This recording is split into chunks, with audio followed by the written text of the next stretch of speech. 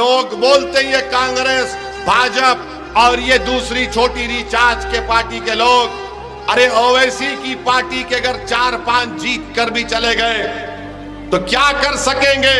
मैं आपको बता रहा हूं, मैं जब तक जिंदा अल्लाह मुझे रखेगा मजलिस के खादिम के तौर पर, हम कभी मंत्री या गवर्नमेंट में नहीं जाएंगे।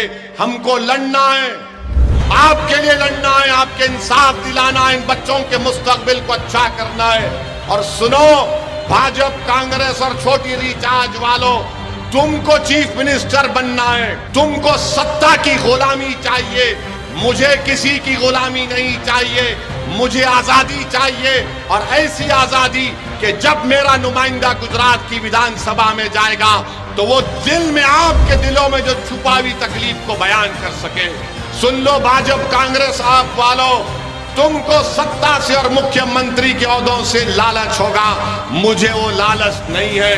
और जो पूछते हैं कि 4-5 अगर जीत गए तो क्या होगा, अरे भारत की पार्लियामेंट में क्या होता है? 540 के ऐवान में नरेंद्र मोदी के 300 एमपीओ के सामने आपके ये दो दीवाने अगर खड़े हो गए 5 मिनट के लिए तो भाजपा के 300 एमपी तड़पते हैं, पेट में, सर में दर्द शुरू हो जाता है। ये मिजाज आपको पैदा करना है, ये मिजाज आप पैदा कर सकते हैं।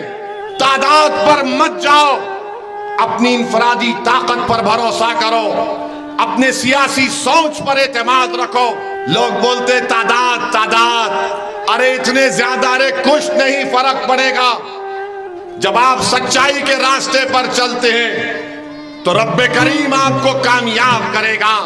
अगर तादाद को देखकर फैसला करना है तो फिर अपने घरों दीवार में को बंद कर लो, अपने दरवाजों को बंद कर लो, अपनी सब चीज को बंद कर लो और घर में छुप कर जिंदगी गुजारो।